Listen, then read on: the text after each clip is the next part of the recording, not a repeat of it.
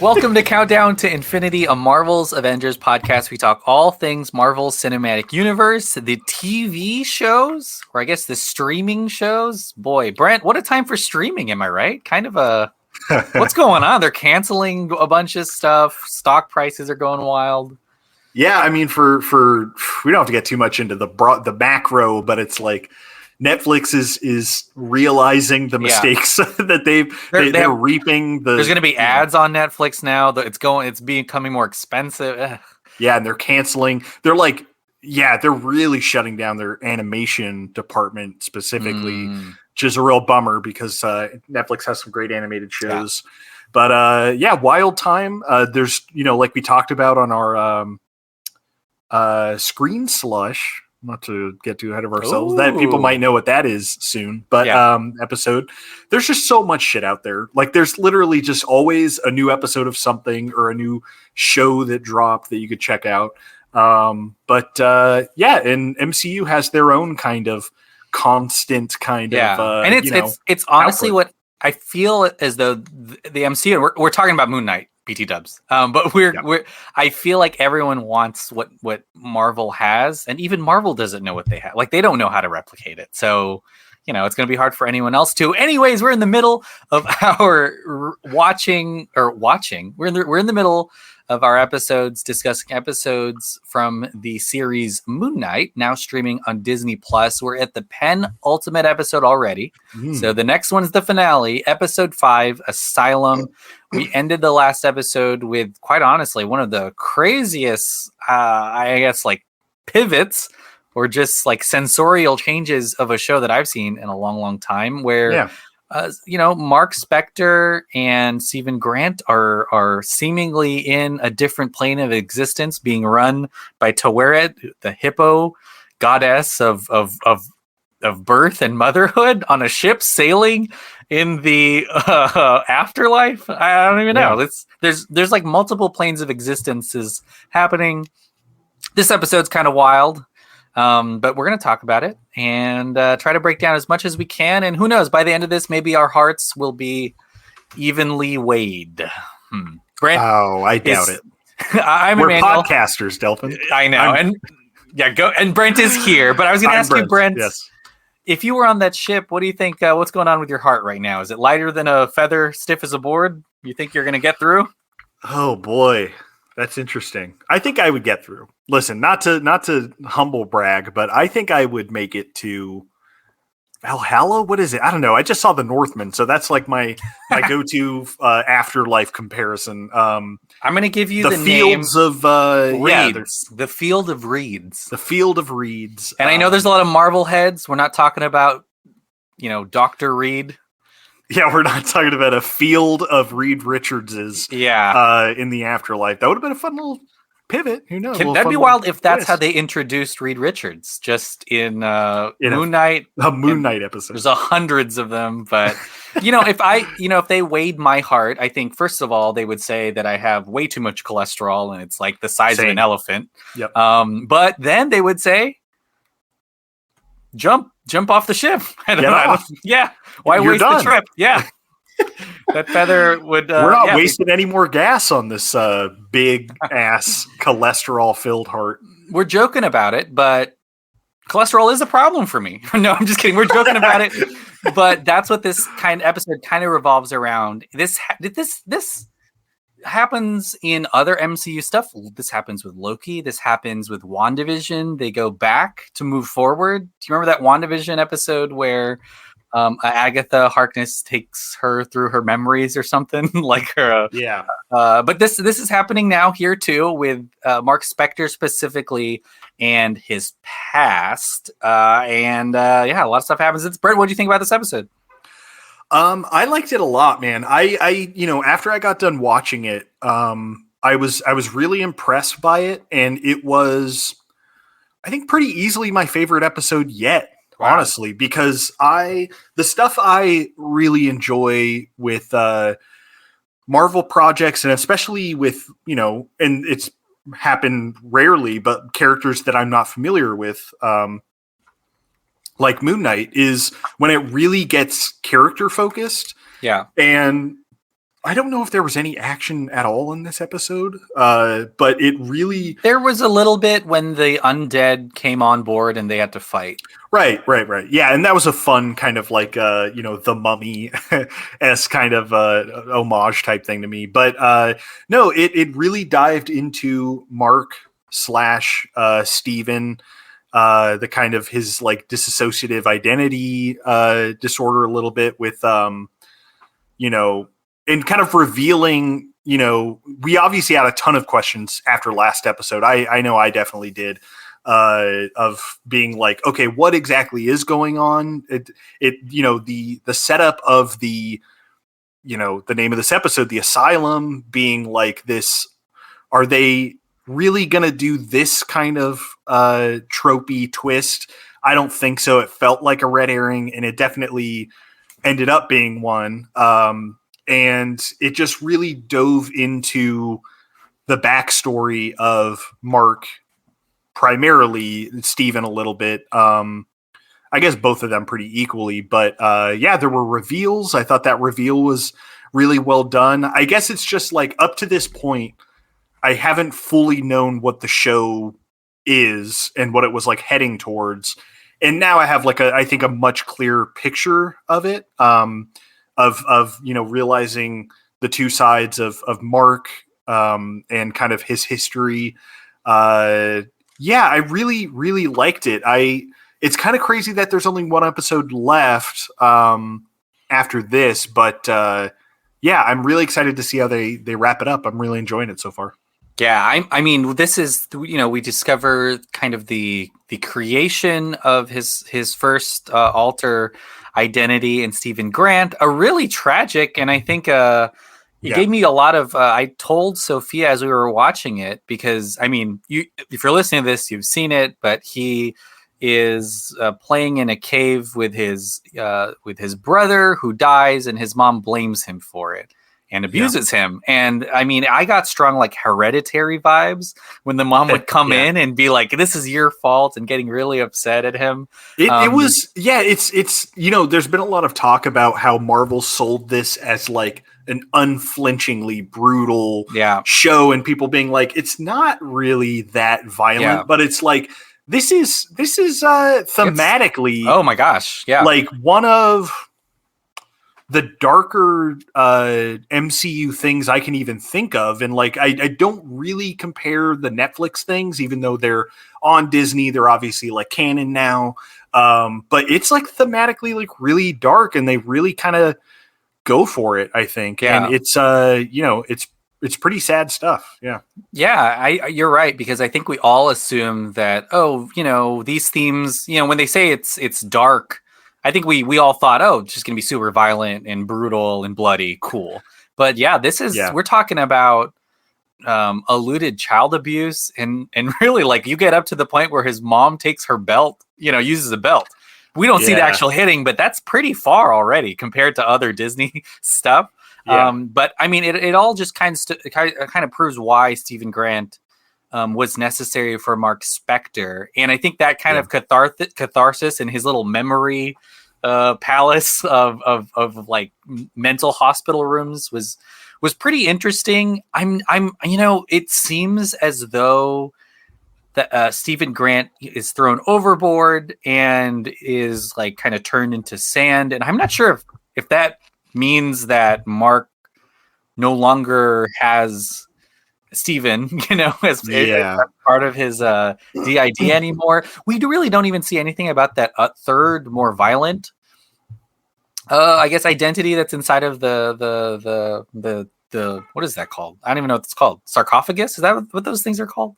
Right. Yeah, the third identity. They still haven't really mentioned that in this episode. Mm-hmm. So there's a lot, I think, for the final episode, not to get into that too much yet, but all the way they handled all that stuff, and I can't say enough about how good Oscar Isaac is in this show. Like I don't want to say he's carrying it, because he's not, because the show is I'm liking the show a lot, so I don't want to say something that negative, but like he truly is like elevating I think, material of the show into like another realm. Like Yeah. he really is just one of the best actors working. And like, you know, I was curious how he was going to work in a Marvel project, because these things, you know, I think, you know, other actors who I won't name, you are like, this is a tremendous actor. And like you see them in a Marvel project, and it's like, I don't know why that charisma and that skill set isn't really translating here. But like Oscar, and I wonder if with, I guess, with exception to this episode and the CG kind of boat scenes, like it is more grounded, and I think he is in real locations more often than maybe other Marvel projects. But yeah, he's really just phenomenal in this show, and the way that he plays both characters is like tremendous, I think. Yeah, he's and there's a lot of you know, behind the scenes. I think Oscar Isaac's brother did a lot of the body double work, so there was an actual like familial relationship. It wasn't just a random stand-in, so maybe that was helpful in kind of his process to kind of like on set be with his bro. But yeah, I think that you're right. Oscar Isaacs does so much in this show, and I can't even imagine what like the script supervisor had to deal with, making sure that, you know, things worked out the way he needed to, because I assume he had to do everything twice a lot of times. But I think he's a really great meld of that charisma and then kind of that trauma that he can kind of portray. Definitely. You know, I talked about the 3 planes of existence happening, and we've talked about kind of the mental hospital on the boat in the afterlife. There's one that we assume is real life, where the vast majority of the show has been taking place, like the other 4 episodes. But then we've got kind of the psychiatrist office that some version of Arthur Yarrow is in, counseling. I guess Arthur, I don't know. I don't even know like who he's talking to sometimes. Stephen Grant, you know, there's a scene where he tells him to call his mom, and kind of forcing him to recognize some of the realities in the situation. Yeah. But that's been pretty interesting too. And I have a feeling that's not the last time we see that room, because in the quote unquote real world, I'm not sure what's going on with Marc Spector and his body. Does Arthur have it? Is Arthur talking to, you know, like whispering in his ear? Is he just straight up dead and buried somewhere? I also assume that Layla is getting Khonshu out of that prison, if not like letting Khonshu take over her body for a little bit. I'm not sure what's going on there, but yeah. Do you have any kind of, I know this is all going to be resolved in the next episode, but any kind of like ideas of what's going on in the IRL world? Yeah, I mean, see, my take on what I viewed this episode kind of cleared up about what's happening is that Marc Spector is dead. Like, he is dead, because dead. We're getting this whole, because they really doubled down on this is the afterlife. We're on this boat, especially with the way the episode concluded, with him barely kind of at the last minute, once he, you know, Steven gets pulled off the boat, which I really do view that as like Steven, the identity of Steven is gone now.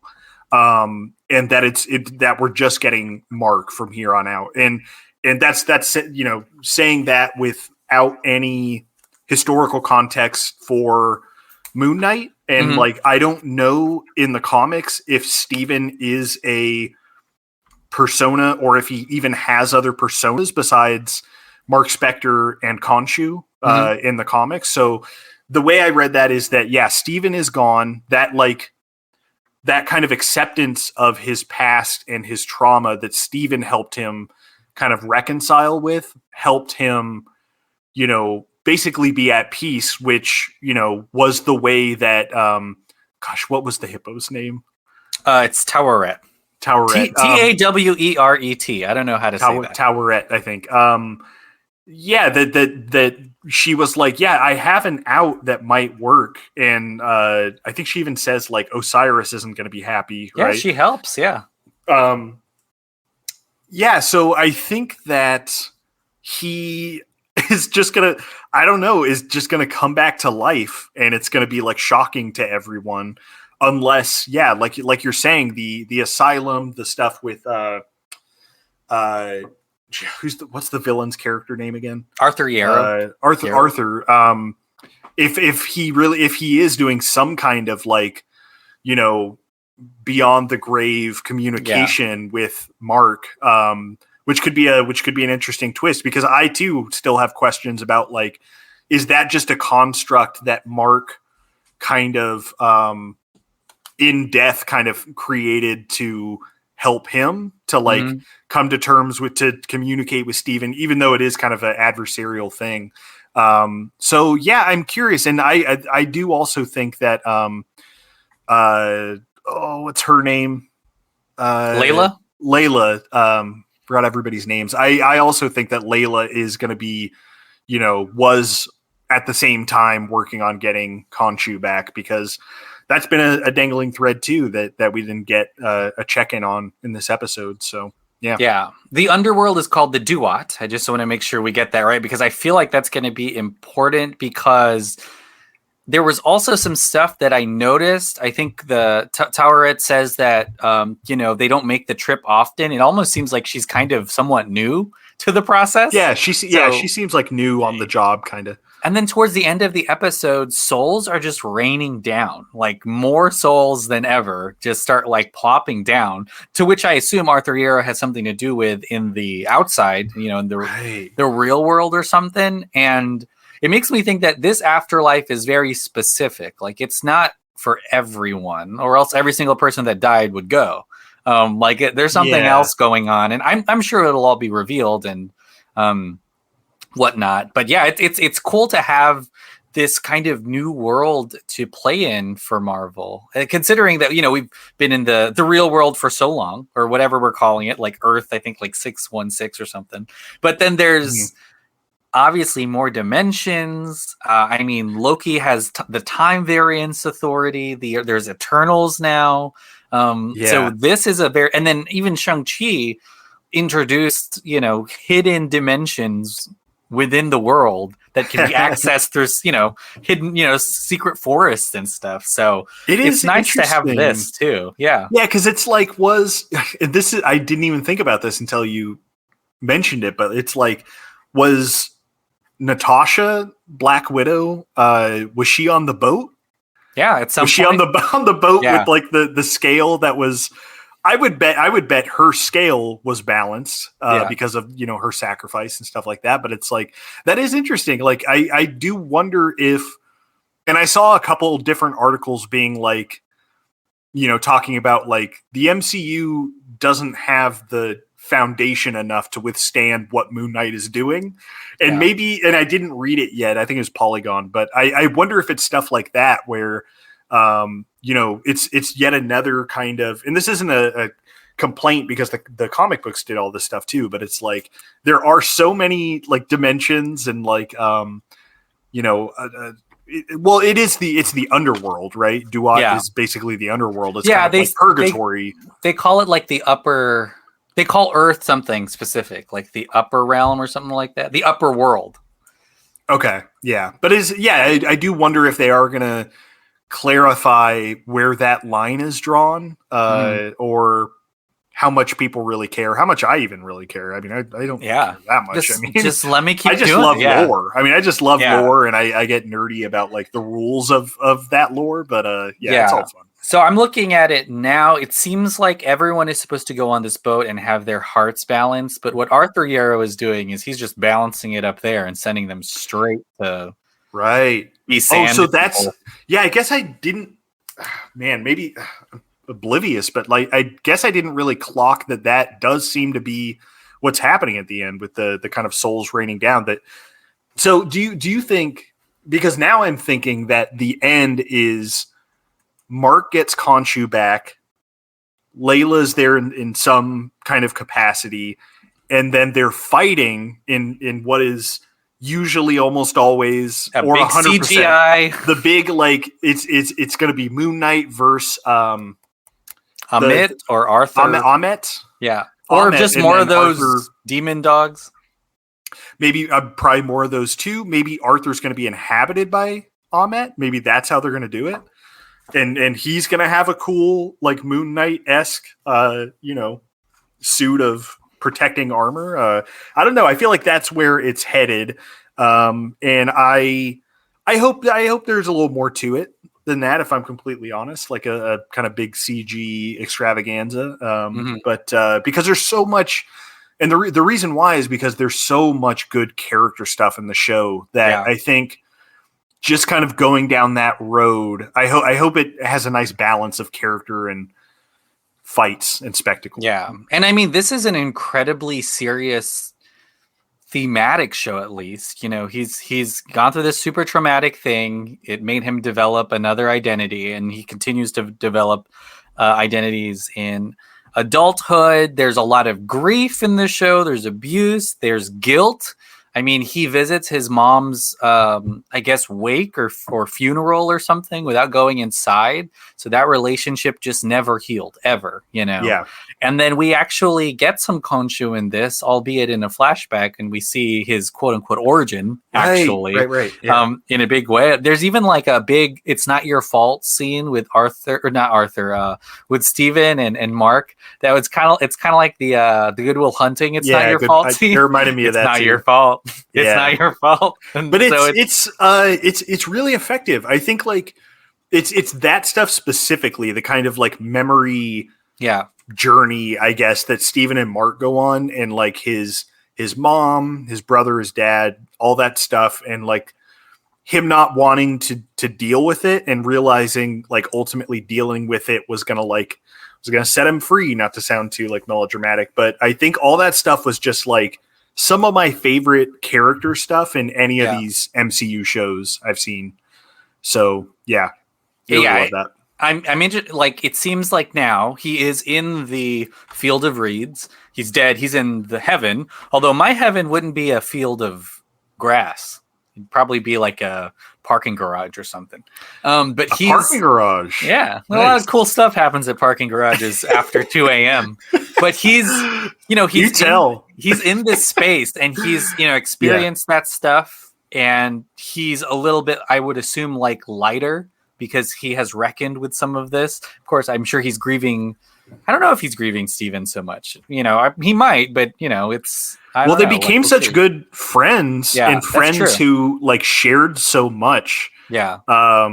It's like, I think the friendship between them. Yeah. Like, I was really fucking bummed out when, like, Steven got pulled off the boat. Yeah, because it's like, one Reed is, like, not Reed Richards, not the Reeds, but it's just like, anytime Oscar Isaac dies in something, it's sad because he killed it in whatever he was in, but it's like, the relationship development between them, like, quickly happened pretty well. No, I guess it has been going on the whole show, but so I mean, part of me hopes it's not the end of Steven, but also like that sacrifice was kind of necessary for Mark to, because I think Mark at least is in a good headspace. He may be more focused now. He obviously wants Khonshu back and understands, like, his past and all of that stuff. Mm-hmm. So it is kind of interesting to see him where he is at the end of this episode. I mean, he still has to get to the gates of Osiris or whatever to get to the upper world, which I assume happens.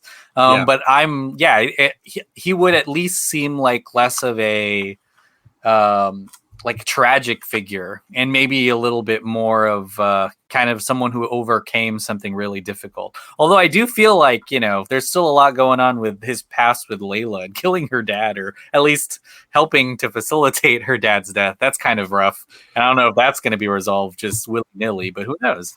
Yeah, I could see some resolution coming from that, because it's like Mark, I think, made peace with that. Yeah. And we obviously saw the backstory of that too. We don't know if Layla knows about this really rough part of his past. I don't know if she does. I would assume, I hope so, if they were married and I don't think so, man, because I think he locked it away, and that's why it took Steven. He also didn't tell her about her dad, so he's got secrets. Yeah, so he's got secrets. He's a bit of a fucking mess. So I'm wondering, if that character development continues, or if he's always kind of going to be some kind of a mess. Yeah. You know? So, oh yeah, we still got that third personality. Well, we talked a little bit about the big fight that we assume is going to happen at some point. Is there anything else you're looking forward to in what will be the last episode of Moon Knight? Gosh, I think we covered it. I mean, I'm excited to see how he gets out of. It's not Duat anymore. It's the Field of Reeds. Like he ascended basically. Like if he's going to see Osiris, and like that's how he gets out of there. I'm excited to see. I mean, Ahmet is going to be a presence in the finale. Like she has to be, because the whole show, it has been, what's his fucking name? I forgot. Arthur. Again. Jesus, Arthur. Never like made sure to memorize his name. Arthur. Yeah, like it's been his goal the entire show to get this presence out and to get her power so that he can judge people. Seems like he's doing that already. So hey, I want that power. I want to judge people. I judge people right now. I just can't send them anywhere. You can't. Yeah, you need to. You need to be like, this person's good, or I'm sending them down below. Yeah, for future crimes, not even anything they've done to me. Very Minority Report themes at play here. Yeah. That's like all I could think of in those first few episodes. No, it's like, good. This is Minority Report. and I think this may be a spoiler alert for Minority Report, but the message of Minority Report, you can't trust psychics. Okay, psychics, you can't trust them. Sorry, you can't trust psychics, and you can't pin people down to something that they think they might do. Yeah. Any system that relies on a ball rolling down any kind of device to reveal something. And I'm talking about bingo, gambling, Minority Report. Absolutely. Can't bingo. Trust it. Listen, all those elderly people in all those homes, they're getting taken advantage of with that fucking game. They're cheating. Sorry. Look it up, everyone. Cheating. But yeah, I'm trying to think of other stuff. Yeah, I mean, I'm excited for the show's called Moon Knight.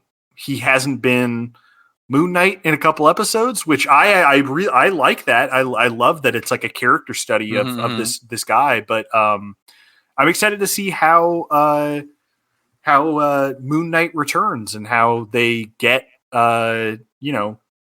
This is fucking, oh my god, Arthur.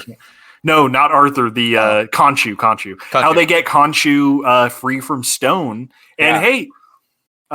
Steven is also in Stone, so maybe, I don't know, maybe Steven will come back, because if they're both in Stone, then maybe... it means nobody's in Stone.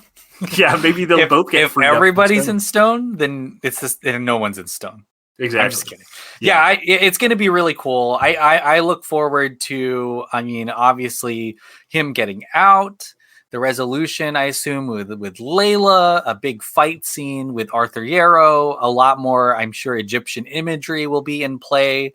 There's going to be a lot. And I'm also really interested at the repercussions of what happens after Arthur Yarrow is defeated or sent somewhere, considering we know there are other gods among us, and there's the overvoid, and now we know there's an afterlife, and how that all kind of fits together, and if anything changes at all, now that's happening. And I'm always curious, and this is kind of annoying, but this is a MCU pod.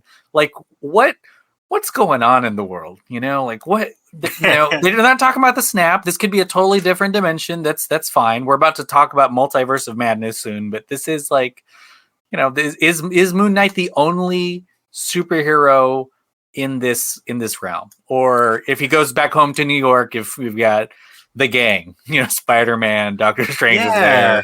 No, that's an interesting thing to bring up, man, because I definitely have been thinking about how much this show feels fully on its own. Like it feels completely in a way that I like, because it's doing its own thing.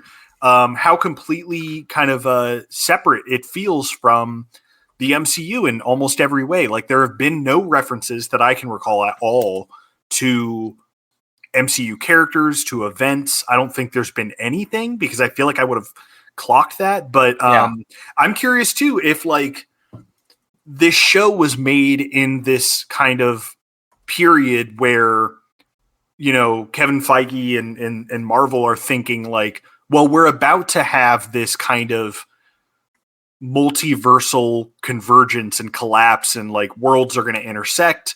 They've already intersected in Spider-Man. If something at the end of this, a post-credits reveal shows that, I don't know, maybe Moon Knight was in his own realm and then gets like pushed over to 616 or whatever. So I think that's a possibility, because it's at this point it's almost, it feels almost intentional how little or non-existent they've referenced other MCU things. So I think that's a good take. I think that might be something that happens. Yeah, I have also noticed that, like, this is conspiracy theorish, I guess, but Arthur Yarrow's power when he uses the cane to call things out, it's like purple energy type stuff. Agatha Harkness, her powers are all purpley and stuff. I don't know. Ooh. Maybe I'm like just kind of traumatized by all of the Infinity Stone stuff, where each color meant each color something. Has a meaning. Yeah, I think he's like a wizard or something. Purple is the Power Stone from Guardians. I don't know if that means anything, but maybe it does. Who's that guy in WandaVision? Everyone kept looking. Mephisto. Where's Mephisto? I know he's there. He's hiding. Arthur Yarrow. I remembered his name. Is Mephisto. I'm surprised I haven't seen that like joke meme, because it turned into a meme at some point. But it became a huge deal. But we're looking forward to it. The final episode. It comes at kind of an interesting time, because it will come out on Wednesday, basically the day after tomorrow, if you're listening to this when it comes out. May the 4th. And then on, Thursday, the day after, Multiverse of Madness will begin screening. People will totally forget about Moon Knight, or maybe there will be I don't know. Who knows? Multiverse is going to be crazy, but that's maybe Oscar Isaac will be in Moon Knight, right? In Multiverse. Yeah. Sorry, Multiverse. Yeah, I haven't seen him in Moon Knight yet, because he disappears into his character's role. I'm like, what is happening here? I don't see an actor. I see a character. Marc Spector is all I see. I see a life. Well, we've come to the end of this pod. Brent, thanks so much for being on. What do you have to plug? So go listen to Director Showdown. It's a podcast on the Delphin Pod Network that a buddy of mine, Adam Dauphin, and I host. It's on a bit of a hiatus, but we have like multiple seasons on like PTA, Tarantino, Spielberg, Kubrick, stuff like that. A lot of back episodes that I think are pretty fun. Check that out, Director Showdown, as well as all the Delphin Pod Patreon stuff. A lot of it is, Emmanuel and I doing lots of fun stuff, talking Oscars, talking top fives, stuff like that. It's all really good stuff. So, go check that out.